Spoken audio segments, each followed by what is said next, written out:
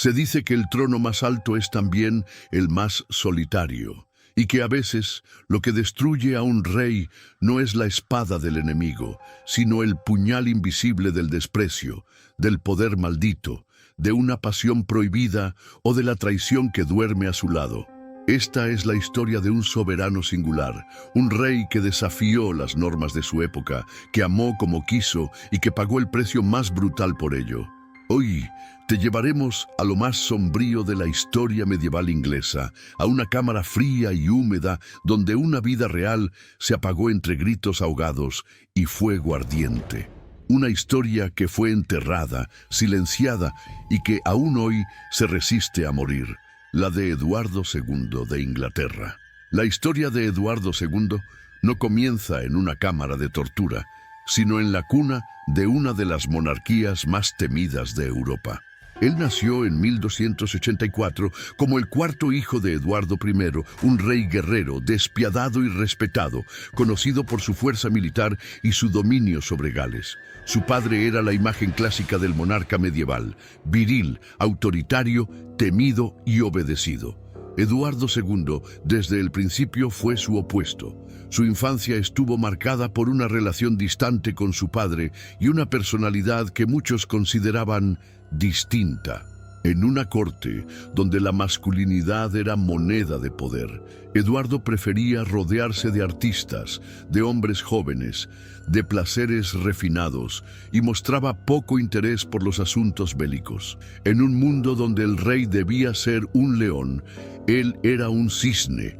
Para los cronistas de la época esto ya era una sentencia. Sin embargo, él era el heredero y con la muerte de su padre en 1307 subió al trono como Eduardo II. El destino, como si se burlara de Inglaterra, le dio a la nación más belicosa de la cristiandad un rey que detestaba la guerra. Desde el principio, su reinado fue una fuente de escándalo. Eduardo no solo se mostró incapaz de controlar a sus varones, sino que escandalizó a la corte con su relación íntima con un joven noble llamado Piers Gaveston. Aunque la palabra homosexualidad no existía como tal en la Edad Media, la proximidad afectiva y política entre ambos era evidente y profundamente provocadora. Eduardo nombró a Gaveston conde de Cornualles y le concedió privilegios desmesurados. Las tensiones explotaron. La nobleza, liderada por poderosos como el conde de Lancaster, veía a Gaveston como una amenaza, un usurpador, un insulto al orden natural de las cosas. En 1312, Gaveston fue capturado y ejecutado sin juicio. Fue el primer gran golpe contra el corazón de Eduardo, pero lo que para otros sería una advertencia, para él fue una herida que nunca cicatrizó. Lejos de recobrar la sensatez, Eduardo cayó en una espiral de decisiones desastrosas, alianzas peligrosas y rencores personales. En 1308 se había casado con Isabel de Francia, hija del rey Felipe IV, conocida como la Loba de Francia. Era un matrimonio político, una alianza entre dos coronas poderosas, pero para Isabel, la vida con Eduardo fue una humillación constante. Ignorada, marginada, testigo del amor del rey por otros hombres, desarrolló una paciencia venenosa. Su rostro angelical escondía una ambición de hierro, y esa ambición comenzaría a tomar forma cuando, tras la muerte de Gaveston, Eduardo buscó llenar su vacío emocional con otros favoritos. El más famoso de ellos, Hugh Despenser, el joven. Esta relación provocó un segundo ciclo de escándalos, aún más intensos que los anteriores. Despenser fue elevado a alturas impensables y su familia recibió riquezas y títulos que provocaron la furia de toda Inglaterra. La nobleza marginada comenzó a conspirar. Isabel, humillada, comenzó a tejer su venganza. Pero en medio de este drama cortesano, el reino sufría. Las campañas militares fracasaban, el hambre azotaba al pueblo y la autoridad del rey se desmoronaba. Eduardo no tenía ni el carácter ni la voluntad para gobernar una nación en crisis. Mientras sus enemigos crecían en número y fuerza, él se aferraba a sus placeres y a sus favoritos. En 1326, el destino golpeó con fuerza. Isabel, que había viajado a Francia bajo el pretexto de negociar con su hermano, el rey francés, no regresó sola. A su lado, como amante y aliado, traía a Roger Mortimer, un noble inglés exiliado que planeaba un golpe de estado. Juntos, regresaron con un ejército. Inglaterra, harta del desgobierno, les abrió las puertas. Eduardo fue traicionado por todos, sus varones, su esposa, su pueblo. Despenser fue capturado y ejecutado con una brutalidad medieval, ahorcado, eviscerado y descuartizado. Eduardo, el rey destronado, fue aprisionado en el castillo de Berkeley. Allí comenzó la fase más oscura de su existencia.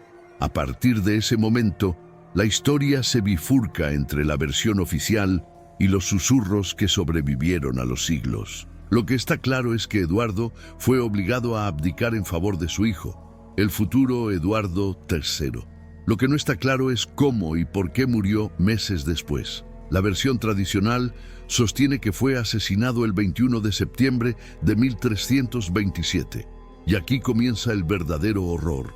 La noche en que el rey Eduardo II murió fue objeto de leyendas, rumores y especulaciones por más de 7 siglos. Las crónicas oficiales, siempre imprecisas, afirman que falleció por causas naturales, pero nadie lo creyó. No en un castillo apartado, custodiado por hombres leales a su esposa y al amante de su esposa. No después de haber sido depuesto, humillado y silenciado. La verdad, como un monstruo enterrado, comenzó a emerger en los relatos de los monjes, de los viajeros, de aquellos que oyeron gritos que no debían haber existido. Una versión espeluznante circuló desde el mismo año de su muerte, que Eduardo fue asesinado por orden directa de Isabel y Roger Mortimer de una manera tan brutal que aún hoy estremece, que fue inmovilizado en su celda y que un hierro al rojo vivo fue introducido por su recto, atravesando sus entrañas hasta su corazón, quemándolo por dentro. La razón de tal método, para que no quedaran marcas visibles de violencia, para que nadie pudiera probar el crimen, para que su cuerpo, al ser expuesto, pareciera intacto, silencioso, como si se hubiera rendido suavemente a la muerte. Pero ningún fuego es completamente silencioso.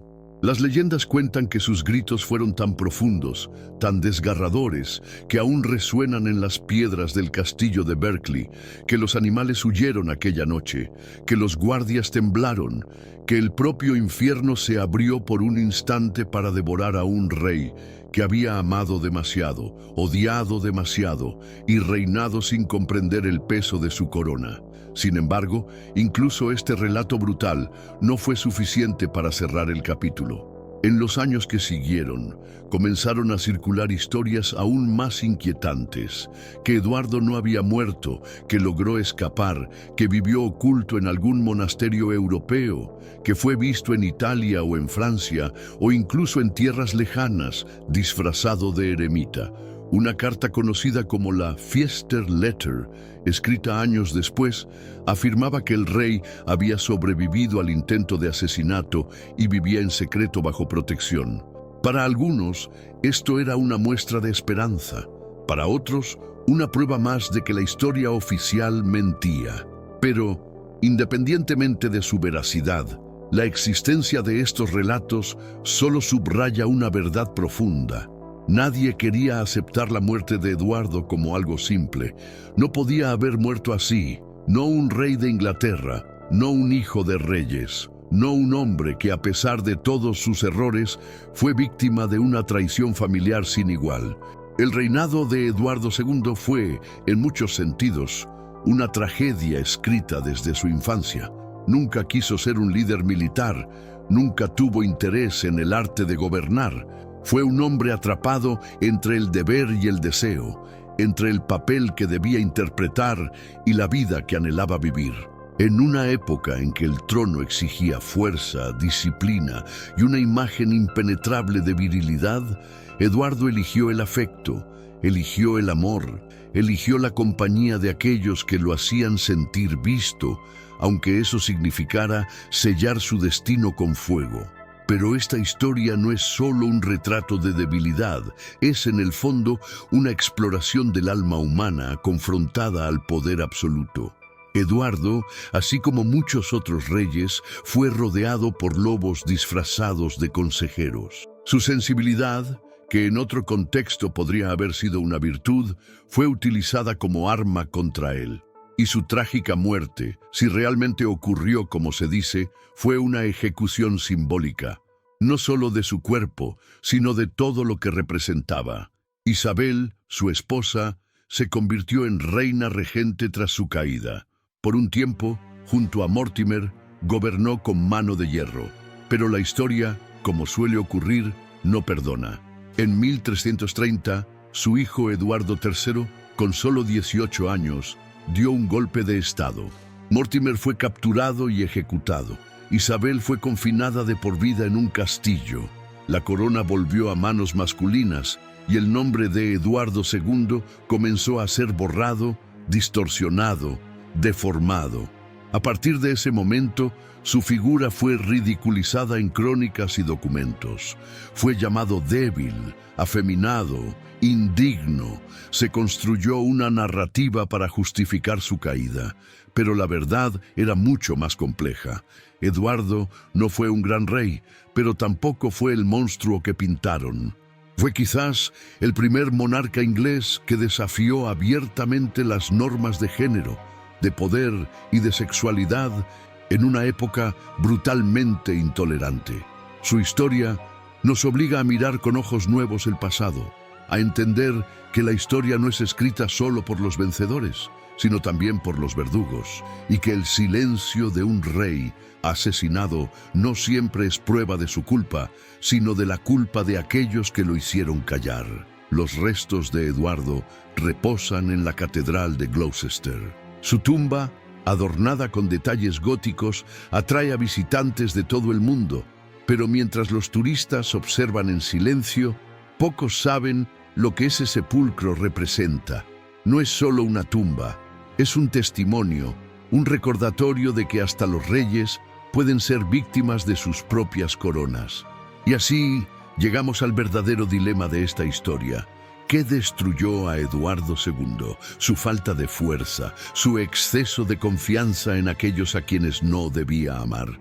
¿O fue simplemente el hecho de haber nacido demasiado pronto para el amor que deseaba vivir? Mientras tanto, en los salones del poder medieval, otro tipo de sombra comenzaba a crecer, porque si Eduardo fue víctima de su sensibilidad, su hijo sería el reverso total. Eduardo III forjaría un reinado que marcaría a fuego la historia de Inglaterra y de Europa. Un giro brutal, como si la propia corona hubiera decidido borrar todo rastro de ternura para no repetir el pasado. La historia de Eduardo II no muere con su cuerpo ni con sus asesinos. Se convierte en un eco, un símbolo, una advertencia, porque todo aquel que carga una corona también carga una sentencia. El destino de Eduardo II marcó una hendidura que no podía cerrarse fácilmente. En el imaginario inglés, su figura quedó asociada a la humillación, a la vergüenza, a la derrota. Su historia fue utilizada como advertencia silenciosa de lo que sucede cuando un rey olvida su papel tradicional. Pero, más allá del juicio de su época, su legado cargaba algo aún más peligroso: el temor de que el poder real pudiera ser vulnerado por las pasiones humanas. La reacción a esa posibilidad fue brutal. Su hijo, Eduardo III, al asumir el trono, se encargó de restaurar el honor de la monarquía a través de la fuerza, de la guerra y de una imagen viril del rey como líder absoluto. Su reinado sería extenso, victorioso y profundamente militarizado, como si estuviera empeñado en borrar cada rastro de debilidad asociada a su padre. Sin embargo, la sombra del anterior Eduardo no desapareció. En las décadas siguientes, la figura de Eduardo II se convirtió en tabú. Su historia era demasiado incómoda. Representaba una fractura en la imagen tradicional del monarca medieval, fuerte, masculino, imperturbable. Su vida privada, su amor por Piers Gaveston y Hugh Despenser, sus decisiones políticas guiadas por el afecto y no por la estrategia, todo eso desafiaba los pilares del poder patriarcal. Por eso, el silencio era más útil que la memoria, pero el pasado, cuando es enterrado vivo, regresa con más fuerza. Durante el Renacimiento, el interés por figuras históricas complejas volvió a traer su nombre a la superficie. Poetas, dramaturgos e incluso algunos historiadores comenzaron a explorar su historia no como una simple crónica de fracaso, sino como una tragedia humana. En el siglo XVI, Christopher Marlowe escribió su célebre obra Eduardo II, en la que presentó al rey como un hombre profundamente humano, víctima de su entorno, de sus pasiones y de la crueldad de quienes lo rodeaban. En esa versión teatral, Eduardo no es un tirano ni un inepto, sino un alma torturada, un hombre atrapado entre el deber y el deseo que no puede elegir entre el amor y el reino y que acaba perdiendo ambos. Marlowe, quien también vivió en una sociedad hostil a la disidencia sexual, vio en Eduardo una imagen de sí mismo, una metáfora del castigo que aguarda a quienes se atreven a amar fuera de las reglas impuestas. Y es precisamente en este punto donde la historia de Eduardo se transforma en algo más grande que su propia biografía. Se convierte en símbolo, ya no del mal gobierno, sino de la lucha entre lo que se espera de un líder y lo que su corazón le exige. El arquetipo del rey trágico que no puede vencer su naturaleza. Sin embargo, esa humanización no fue inmediata. Por siglos, muchos cronistas y moralistas continuaron retratando a Eduardo como el rey afeminado, como si esa única palabra explicara su caída. La idea de que un hombre suave, emocional, afectivo, no podía gobernar quedó impregnada en la cultura política. Aquel que no impone con la espada, decían, será siempre reemplazado por aquel que la blande sin temblar. Pero ¿y si el problema no fue Eduardo, sino la propia corona? Porque a lo largo de la historia, el trono ha sido una trampa disfrazada de gloria. Exige perfección, disciplina, sangre fría, pero quienes lo ocupan son, al final, hombres y mujeres de carne, hueso y alma. El mito del soberano ideal es una ilusión peligrosa. Eduardo II rompió ese mito, no por debilidad, sino por humanidad, y pagó por ello. Es importante entender que, en el contexto medieval, el poder del rey no era solo político, sino también simbólico y divino. Se creía que el monarca era el reflejo de Dios en la tierra. Por eso, cualquier desvío de la norma sexual, emocional o moral era visto como una amenaza no solo al trono, sino al orden del mundo. Eduardo, al amar públicamente a hombres, al proteger a sus favoritos ante toda lógica de gobierno, rompió ese espejo sagrado y los guardianes del orden no lo perdonaron. Así, su asesinato, si fue como se cuenta, fue más que una ejecución, fue un ritual, un acto diseñado para erradicar lo que representaba. El hierro al rojo vivo no solo mataba un cuerpo, sino un símbolo. El símbolo de un rey que se negó a fingir. Pero hasta los símbolos resisten al fuego. Con el tiempo, la figura de Eduardo fue reivindicada por historiadores, activistas y artistas. Ya no es visto solo como un mal rey, sino como una figura compleja, víctima de su tiempo, alguien que amó sinceramente, que intentó gobernar con el corazón y que fue aplastado por una estructura de poder que no permitía desviaciones. Hoy, su historia dialoga con luchas contemporáneas por el derecho a vivir sin máscaras, incluso en los más altos lugares del poder. Y mientras su tumba sigue en pie en Gloucester, los ecos de su tragedia aún pueden oírse en los muros del castillo donde probablemente murió, porque hay historias que se niegan a morir, historias que, aunque silenciadas con fuego, arden con más fuerza en cada generación que se atreve a recordar. A medida que avanzamos en esta historia, no estamos solo reconstruyendo una biografía, sino desenterrando las heridas más profundas del poder, porque detrás de cada trono hay un alma, y cada alma carga su infierno. Los grandes palacios medievales, con sus muros de piedra y vidrieras de colores, estaban habitados por algo más que nobles y sirvientes. Eran moradas de fantasmas, no de espectros que arrastran cadenas, sino de presencias más densas y duraderas. Las decisiones, las traiciones, las culpas que quedaban impregnadas en cada sala, en cada pasillo. Y entre todas esas presencias, pocas eran tan pesadas como la de un rey humillado por su propia sangre. Eduardo II había sido enterrado, silenciado, casi borrado, pero la culpa no se disuelve con el tiempo. Isabel, su esposa, quien había desempeñado un papel fundamental en su caída, vivió los últimos años de su vida en una especie de prisión dorada. No fue ejecutada ni exiliada, pero tampoco fue libre. Su hijo, Eduardo III, la apartó del poder y la confinó en el castillo de Rising.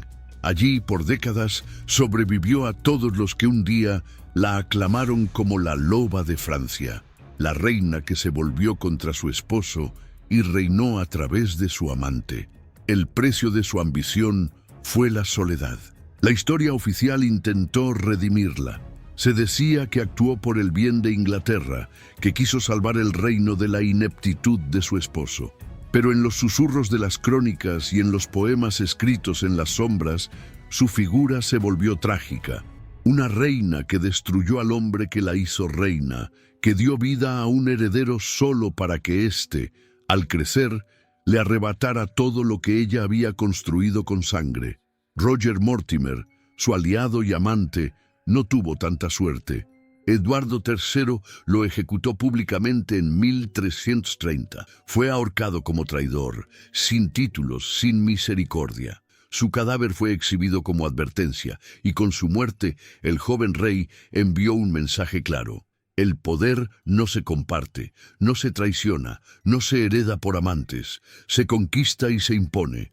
Ese joven rey se convertiría en uno de los monarcas más poderosos de la historia inglesa.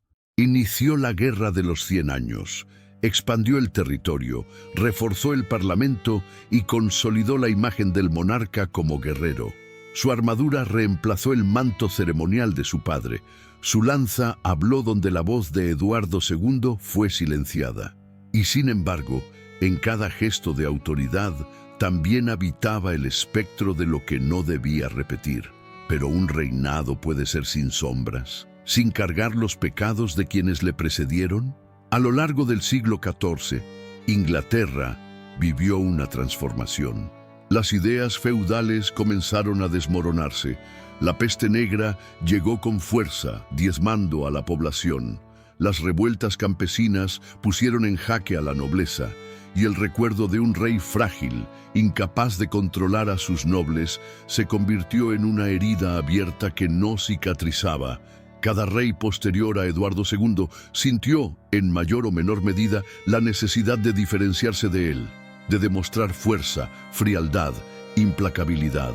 Porque cuando un rey muestra debilidad, el sistema entero tiembla. Eduardo II no fue el único en desafiar las normas, pero fue uno de los primeros en pagar con su vida el precio de esa osadía. En la cultura medieval, donde todo debía encajar dentro de un orden jerárquico fijo, implacable, no había espacio para reyes que amaran diferente, que sintieran diferente, que gobernaran con afecto. La corona exigía sacrificio, pero no del tipo que él ofreció.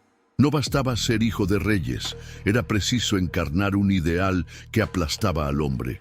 Y sin embargo, incluso aplastado, Eduardo dejó una marca, una rajadura en el relato, un espacio para la duda. Porque si un rey podía ser tan diferente, tan humano, tan contradictorio, ¿qué decía eso del resto del sistema? Y si el problema no estaba en el hombre, sino en la imagen que se esperaba de él, ese cuestionamiento, aunque solo murmurado en su tiempo, creció con los siglos. La modernidad trajo consigo nuevas formas de leer la historia, de explorar los silencios, de escuchar a los vencidos, y allí, entre los ecos olvidados, reapareció Eduardo. No como un mártir, no como un santo, sino como un espejo roto de una época que no toleraba la disidencia. En muchas formas, Eduardo II fue un rey adelantado a su tiempo, no en sus políticas ni en su visión de Estado, sino en su humanidad expuesta, en su negativa a fingir una frialdad que no poseía, en su negativa a abandonar el amor por miedo al juicio. Fue castigado, sí, pero su castigo revela más del sistema que lo condenó que de sus propias fallas. Hoy, más de 7 siglos después, su historia aún provoca incomodidad, aún divide a historiadores, aún genera debate, porque el fuego que lo silenció no pudo apagar el símbolo ni la pregunta que él dejó ardiendo en la conciencia colectiva. ¿Puede un hombre ser rey sin renunciar a sí mismo? Mientras otros monarcas fueron recordados por sus conquistas o sus crímenes, Eduardo fue recordado por su fracaso. Pero hasta el fracaso puede ser una forma de legado, porque obliga a quienes vienen después a repensar lo que significa triunfar. En el corazón de Inglaterra, en los salones del Parlamento, en los museos que exhiben coronas y cetros, el nombre de Eduardo II rara vez es mencionado con orgullo, pero está allí, oculto en cada regla no escrita sobre cómo un líder debe comportarse, en cada línea entre lo público y lo privado, en cada advertencia disfrazada de tradición. Y mientras la historia sigue avanzando, el eco de su grito aún resuena, no como una queja, sino como un desafío, porque toda corona, por reluciente que sea, guarda en su interior las cenizas de aquellos que fueron consumidos por ella. El trono inglés, tras la caída de Eduardo II, no volvió a ser el mismo. No porque su forma hubiera cambiado, ni porque los protocolos hubieran sido alterados, sino porque algo invisible, intangible, se había instalado en él: el miedo. No un miedo vulgar, sino uno profundo, estructural, que transformaba la manera en que se concebía el poder real. Un rey ya no podía simplemente reinar, tenía que actuar, disimular, ocultar. La sinceridad se volvió un lujo peligroso. Los reyes siguientes aprendieron a la fuerza que la imagen era tan importante como la espada, que la corte era un teatro donde cada gesto contaba, que un favoritismo mal disimulado podía destruir no solo un gobierno, sino una vida. Y esa lección fue escrita con sangre en los anales del reino. La historia oficial de Eduardo II, repetida por siglos, lo transformó en una figura de escarnio, de desprecio, de humillación. Fue descrito como débil, incompetente, excesivamente influenciado por sus amantes, incapaz de gobernar con autoridad. Pero cuando se mira más de cerca, cuando se rasca la superficie de ese relato, emerge algo más inquietante. Un hombre aprisionado por un sistema que no le permitía ser diferente. Los cronistas medievales, casi todos vinculados a la nobleza o a la iglesia, tenían motivos para pintar a Eduardo de esa manera. Justificaban su deposición, su encarcelamiento y su posible asesinato como actos necesarios para restaurar el orden. Pero esa narrativa, al repetirse tanto, acabó ocultando las verdaderas preguntas. ¿Qué hizo Eduardo para merecer tanto odio? ¿Acaso gobernar con el corazón es más peligroso que gobernar con la espada? El caso de Piers Gaveston, su primer gran amor, sigue siendo uno de los episodios más reveladores. Gaveston era un noble de origen gascón, inteligente, carismático y, según muchos, seductor. Eduardo lo colmó de favores, títulos y honores. Pero los grandes lores de Inglaterra no soportaron esa cercanía. Veían en Gaveston una amenaza no solo porque acaparaba poder, sino porque su relación con el rey desafiaba las normas no escritas de masculinidad, poder y decoro. Lo expulsaron, lo humillaron, lo ejecutaron sin juicio formal, como si fuera un bandido. Eduardo nunca se recuperó. Su amor había sido asesinado por el sistema que supuestamente debía proteger el reino. Pero en lugar de retroceder, el rey cometió el mismo error con Hugh Despenser, su siguiente favorito. Una y otra vez, Eduardo apostaba al afecto, como si no entendiera o se negara a aceptar que la política no permite sinceridad. Ese idealismo, esa terquedad emocional, fue su perdición, pero también lo hizo único. La historia de Eduardo no es solo la de un rey caído, es la de un sistema que no tolera desvíos, que no acepta que un hombre pueda amar a otro abiertamente, y al mismo tiempo portar una corona que asocia el poder a la frialdad, a la rigidez, a la violencia. Un sistema que prefirió silenciarlo antes de permitir que existiera una alternativa. Y ese silencio, que pareció absoluto por siglos, comenzó a romperse con el paso del tiempo. Ya en el siglo XX, con el surgimiento de nuevas corrientes historiográficas, muchos estudiosos comenzaron a revisar la figura de Eduardo II con otros ojos. Se cuestionaron los relatos tradicionales, se analizaron las motivaciones políticas de quienes lo derrocaron, se consideraron sus relaciones desde una perspectiva más humana y menos moralista. Y entonces, como si despertara de un largo sueño, el rey maldito comenzó a hablar de nuevo. Sus cartas, algunas conservadas, muestran a un hombre sensible, preocupado, culto, profundamente afectado por las pérdidas. En ellas no hay rastro del tirano incompetente que sus enemigos describieron. Al contrario, hay un hombre que lucha por sostener un reino que lo rechaza, que busca la armonía donde solo encuentra traición. Un hombre que sigue escribiendo incluso cuando ya ha perdido todo. Su figura comenzó a ser reivindicada no solo por académicos, sino por artistas, activistas, escritores. Su historia fue adoptada por movimientos que vieron en él un símbolo del sufrimiento de quienes viven fuera de la norma. Eduardo se transformó en mártir no oficial de una causa que él nunca nombró, pero que encarnó con su mera existencia, la causa de la dignidad humana frente al dogma del poder. Y es que la corona, ese objeto de deseo, de respeto, de temor, es también una prisión. Obliga a quien la porta a actuar según guiones preestablecidos, a sofocar el yo para representar un papel. Eduardo II, por razones que nunca sabremos del todo, no quiso actuar o no pudo, y esa honestidad lo condenó. Hoy, su historia nos habla no de un rey fracasado, sino de un ser humano atrapado en un sistema cruel, de alguien que no supo o no quiso ser otro, de un hombre que eligió el amor en un mundo que solo premiaba la obediencia. Y sin embargo, aún resuena la pregunta: ¿qué habría pasado si Eduardo hubiera nacido en otro tiempo, en una era que no exigiera que un rey fuera una estatua de mármol, sino un ser humano completo?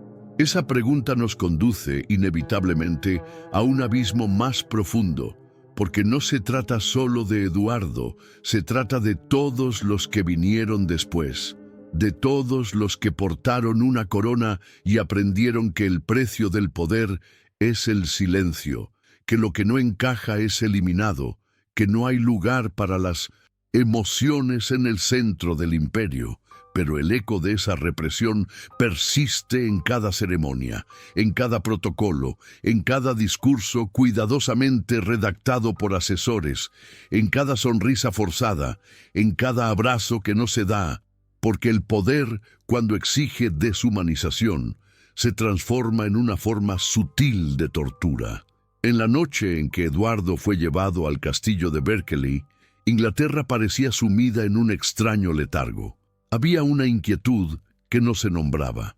Los rumores sobre su caída ya eran hechos consumados, y el nuevo régimen, encabezado por su propio hijo y la reina Isabel, buscaba establecer un nuevo orden. Pero había una sombra que aún perturbaba a todos. Eduardo seguía vivo, y mientras él viviera, existía un símbolo incómodo, un recordatorio de que la corona podía caer, de que un rey podía ser derrotado, humillado, aprisionado. Eduardo era una amenaza, no por su poder, sino por su mera existencia. Su simple presencia tras las rejas minaba la autoridad de los nuevos gobernantes. Entonces comenzó una fase silenciosa y siniestra. Los registros oficiales hablan poco, pero las leyendas, los rumores y algunos documentos indirectos insinúan lo que nadie quiso declarar abiertamente. Se planeaba su eliminación. El castillo de Berkeley, aislado, húmedo, rodeado de pantanos y bosques, fue su prisión final. Allí fue mantenido en condiciones brutales. Se le retiró cualquier comodidad. Dormía sobre paja bajo la vigilancia de guardias que, según relatos, tenían instrucciones de no hablar con él. La comida era escasa y las visitas inexistentes. Eduardo, rey depuesto, hijo de un conquistador y padre de otro rey, era ahora una sombra humana, pero seguía siendo un símbolo, y eso era intolerable. Los cronistas dicen que hubo múltiples intentos de matarlo de forma encubierta: envenenamiento lento, privación de alimentos, enfermedades inducidas, pero nada parecía acabar con su vida lo suficientemente rápido, ni de una manera que liberara a los conspiradores de la culpa o del escándalo. Y así, una noche de septiembre de 1327, ocurrió lo impensable. El relato que ha pasado a la historia, terrible, escalofriante, casi inverosímil, dice que Eduardo fue asesinado con un hierro al rojo vivo, introducido brutalmente por su recto, supuestamente para evitar marcas visibles de tortura o asesinato. Una forma macabra de silenciar para siempre a quien representaba una amenaza simbólica al orden establecido. Un método diseñado no solo para matar, sino para humillar, para reducir al rey a una caricatura grotesca de sus supuestas debilidades. Ese relato aparece por primera vez algunos años después, en crónicas que, aunque escritas por contemporáneos, no estaban presentes en los hechos. No hay prueba irrefutable, pero la persistencia de esa versión en la memoria colectiva sugiere que, verdadera o no, capturó algo esencial del horror que rodeó su fin. Porque más allá del método, lo que impacta es la intención, el deseo de borrar no solo a Eduardo como persona, sino todo lo que representaba, su sensibilidad, su afecto, su forma de ejercer el poder, su ruptura con el ideal de masculinidad dominante. Era necesario castigarlo no como traidor, sino como anomalía, y ese castigo debía ser ejemplar. No bastaba matarlo, había que hacerlo desaparecer como idea para que nadie más se atreviera a reinar como él, para que ningún otro monarca creyera que se puede amar a quien se elige, sentir como se siente y seguir siendo rey. Pero el efecto fue el contrario. El método, la leyenda, el asombro, todo eso transformó su muerte en un símbolo aún más potente. El horror no borró su recuerdo, sino que lo encendió como una llama imposible de ocultar. Y así comenzó otra batalla. No una batalla por el trono, sino por el relato. Los partidarios de Eduardo, aquellos pocos que aún lo recordaban con afecto o justicia, comenzaron a sembrar dudas sobre la historia oficial. Algunos afirmaban que no había muerto en Berkeley, que logró escapar, que vivió oculto en el continente bajo otro nombre hasta morir de viejo. Otros, más cautelosos, simplemente denunciaban la brutalidad de su ejecución como una vergüenza para la corona. La historia se partía en dos, la de los vencedores que lo silenciaban y la de los vencidos que lo recordaban. Y en medio, el pueblo inglés, que rara vez se sentía cercano a sus reyes, comenzó a murmurar historias sobre Eduardo. Algunas lo retrataban como víctima inocente, otras como mártir incomprendido. Su figura fue adoptando rasgos legendarios, no tanto por lo que hizo, sino por lo que sufrió. La imagen de un rey traicionado por su esposa, abandonado por su hijo, asesinado de forma grotesca, esa imagen multiplicada por el tiempo se volvió arquetípica. Representaba al hombre quebrado por el sistema, al individuo aplastado por la máquina del poder. En tiempos de revueltas, como durante la rebelión de los campesinos en el siglo XIV, su nombre era susurrado como símbolo de injusticia. En la literatura aparecía como figura trágica. En el teatro se convirtió en protagonista de dramas densos y oscuros. Eduardo II ya no era solo un nombre, era una metáfora. Y sin embargo, su tumba en Gloucester, donde reposa su cuerpo según la tradición, fue por mucho tiempo lugar de peregrinación. Hasta reyes posteriores fueron allí, algunos por devoción, otros quizás por culpa. Porque Eduardo, a pesar de todo, fue un rey. Y ese título, por más que le fuera negado al final, jamás pudo ser borrado del todo. Después de su muerte, Eduardo II se convirtió en un eco incómodo. Su historia no podía ser completamente borrada, y cuanto más se intentaba silenciarla, más se desdoblaba en interpretaciones, rumores, contradicciones. Inglaterra, que tantas veces había borrado rostros, nombres y memorias de su historia oficial, no logró deshacerse de Eduardo. Él persistía no como un héroe, tampoco como un tirano. Persistía como una pregunta: ¿qué significa ser un rey? Por siglos, las respuestas giraban siempre en torno a la fuerza, a la gloria militar, a la firmeza política. Los reyes debían ser conquistadores, patriarcas, defensores de la fe, pero Eduardo rompía ese molde y por eso su recuerdo dolía, porque obligaba a revisar los cimientos del poder. A finales de la Edad Media, comenzaron a circular relatos alternativos que sostenían que Eduardo no había muerto en Berkeley. Según esas versiones, logró escapar con la ayuda de un carcelero piadoso y se refugió en la Europa continental bajo el nombre de William Le Galais. Algunos incluso lo ubicaban en Italia, en un monasterio benedictino. Estas teorías, aunque carentes de pruebas definitivas, fueron alimentadas por cartas, testimonios indirectos y la sospechosa falta de transparencia sobre los últimos días del rey. ¿Por qué el cuerpo de Eduardo fue sepultado tan rápido? ¿Por qué su tumba fue objeto de tanta devoción si había sido despreciado en vida? ¿Quién se beneficiaba con su muerte? ¿Y quién con su posible supervivencia?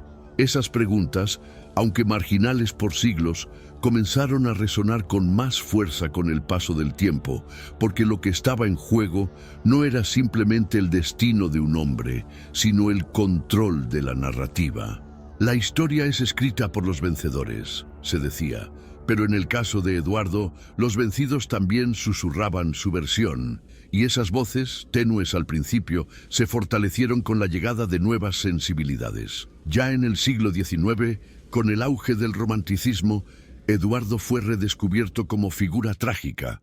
Poetas y dramaturgos lo representaban como un alma sensible, víctima de un mundo brutal. El rey amante, el monarca que prefirió la ternura a la guerra, el soberano vencido por su humanidad. Esa imagen, aunque idealizada, ofrecía una contrapartida necesaria al estereotipo del gobernante de hierro. Pero fue en el siglo XX cuando su historia cobró un nuevo significado. En un mundo que comenzaba lentamente a hablar de diversidad, de identidad, de derechos, Eduardo se convirtió en un emblema de lo reprimido. Activistas por los derechos LGBTQ+ lo adoptaron como un símbolo histórico. Su vida, antes considerada escandalosa, se volvió bandera. Ya no importaba tanto si amó o no a sus favoritos. Lo esencial era que había sido castigado por no ajustarse al molde. La figura del rey afeminado, ridiculizada por siglos, se transformó en testimonio de una persecución más profunda, la del ser humano que no encaja. Su historia fue llevada al teatro por Christopher Marlowe en una obra revolucionaria para su época. En ella, Eduardo es retratado con compasión, con intensidad, con profundidad. No es un débil, sino un hombre que elige el amor, incluso cuando eso lo destruye. Marlowe, quien también fue acusado de transgresor, encontró en Eduardo un espejo y lo elevó. Cineastas, novelistas y ensayistas siguieron ese camino, cada uno reinterpretando su vida a la luz de su propio tiempo. Algunos insistieron en el complot político, otros en el drama emocional. Algunos se enfocaron en su caída, otros en su redención póstuma. Pero todos coincidían en algo. Eduardo no podía ser reducido a una caricatura, porque detrás del escándalo histórico había un ser humano, uno que, como tantos otros, fue aplastado por un sistema incapaz de aceptar la diferencia. Uno que, sin saberlo, abrió una brecha en la historia del poder, una rajadura por donde siglos después entraría una nueva luz. Hoy, cuando se visita su tumba en la Catedral de Gloucester, es difícil no sentir el peso de esa contradicción.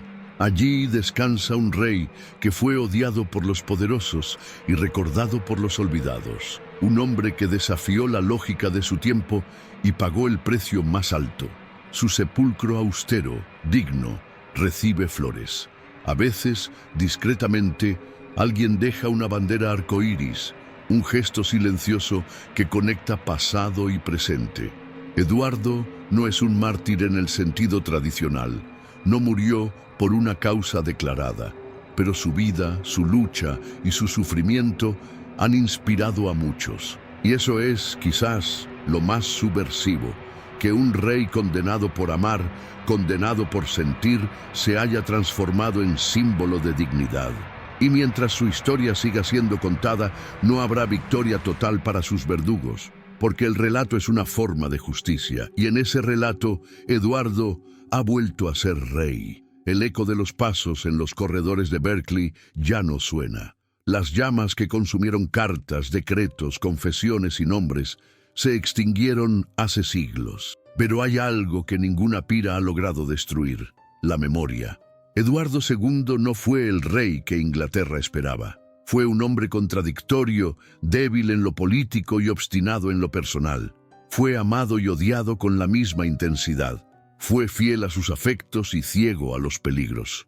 Y sin embargo, su tragedia nos sigue hablando, no por su torpeza o su escándalo, sino por el abismo humano que revela. ¿Quién puede soportar o comprender el peso de una corona? Una corona no es solo un símbolo de poder, es una carga, una herida, una prueba constante. Quien la carga debe renunciar a sí mismo para representar a todos. Pero ¿qué sucede cuando ese hombre no puede o no quiere negar su naturaleza? Eduardo no quiso fingir, no quiso ocultar a quien amaba, no quiso disimular sus emociones. Y esa honestidad, en el mundo brutal del poder medieval, fue su perdición. Los reyes son entrenados para esconder, para mentir con cortesía, para cumplir su papel aunque eso los destruya por dentro. Eduardo se rebeló contra eso de forma torpe, sí, de forma peligrosa también, pero lo hizo. Y esa rebeldía silenciosa fue más escandalosa que cualquier traición política. Quizás por eso su castigo fue tan cruel, porque no se castigaba solo al hombre, sino al gesto, la posibilidad de que el poder tuviera rostro humano, de que un rey llorara, amara, errara y aún así fuera rey. Y es ahí donde su historia deja de ser solo inglesa o medieval. Eduardo se convierte en figura universal. Representa a todos los que alguna vez intentaron ser ellos mismos en un mundo que exigía máscaras. Representa a quienes pagaron con su vida por no encajar. Representa en última instancia la lucha eterna entre la estructura y el alma. Y aunque su vida fue una tragedia, su legado es una advertencia. A través de Eduardo, aprendemos que el poder, cuando se divorcia de la humanidad, se transforma en tiranía. Que la corona sin compasión es solo una jaula dorada, que los reyes también sangran, que también aman, que también caen. La muerte de Eduardo, en su espanto y brutalidad, revela no solo la crueldad de sus verdugos, sino la fragilidad del sistema que pretendía eliminarlo. Porque lo que pretendía ser un acto de eliminación definitiva, acabó siendo una chispa, una historia que, con el paso de los siglos, fue encendiéndose en corazones dispuestos a escuchar. Hoy, al mirar su figura en los libros, en los museos, en las obras de teatro, no vemos más al rey afeminado como burla. Lo vemos como testimonio, como cicatriz, porque en un mundo que exige fuerza, su debilidad fue resistencia. En un mundo que exige silencio, su amor fue grito. En un mundo que castiga al diferente, él eligió ser él mismo, aún sabiendo el precio, y ese precio fue alto. Fue la humillación, el aprisionamiento, el hierro al rojo vivo, la muerte sin justicia, el olvido ordenado. Pero también fue, siglos después, la redención inesperada. Porque cuando un rey muere, su cuerpo desaparece, pero cuando su historia vive, su corona nunca cae del todo. Eduardo II no fue un gran monarca, pero fue un gran símbolo, un espejo de nuestras sombras y un faro para aquellos que caminan con miedo a ser. El castillo de Berkeley sigue en pie. Sus piedras no confiesan, sus muros guardan secretos. Pero hay algo que ya no pueden esconder, que allí, en una noche de septiembre, el poder se mostró en su forma más cruda, y el alma de un hombre fue silenciada no por lo que hizo, sino por lo que fue. Y aún así, no pudieron callarlo para siempre. Su historia, como una brasa bajo las ruinas, sigue ardiendo, no para vengarse, sino para recordarnos que la historia no pertenece solo a los que vencen. También es de los que fueron derrotados con dignidad.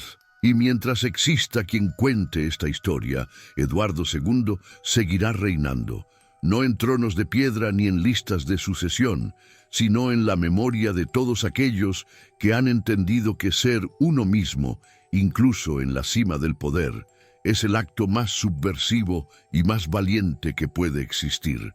La trágica vida de Eduardo II plantea preguntas profundas sobre el amor, el poder y la aceptación. ¿Qué aspecto de la historia de Eduardo II te ha sorprendido más? ¿Crees que la debilidad o la humanidad de un líder puede ser paradójicamente una forma de fuerza?